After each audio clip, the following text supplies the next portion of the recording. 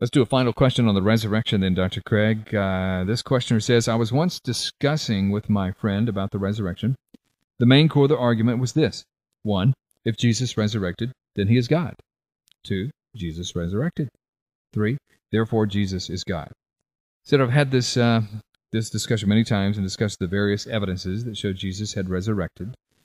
But I failed to talk about premise 1, and my friend made me realize this. That is, if Jesus resurrected, then he is God.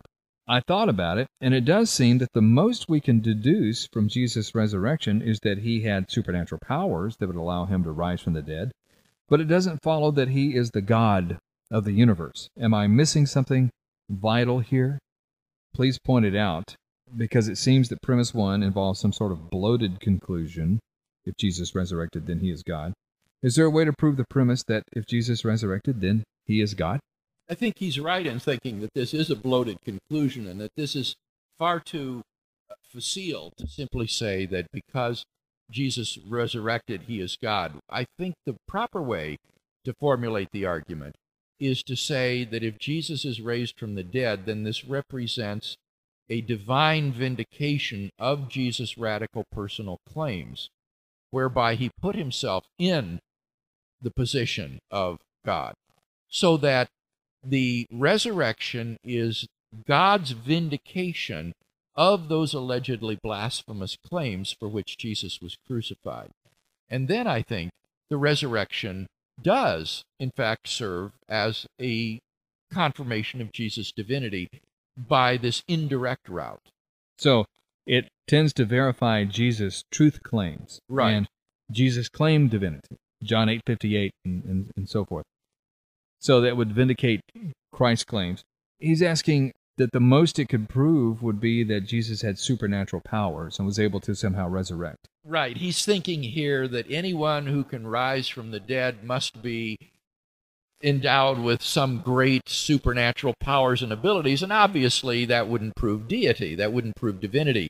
So he's missing a step here. The step that's missing is placing the event of the resurrection in its proper religio-historical context.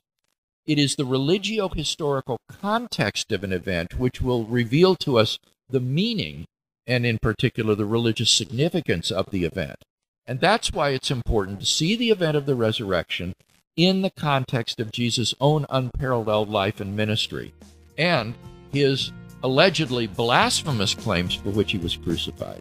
If God raised this man from the dead, then God has unequivocally committed himself to the man who allegedly blasphemed him and has vindicated the truth of those claims.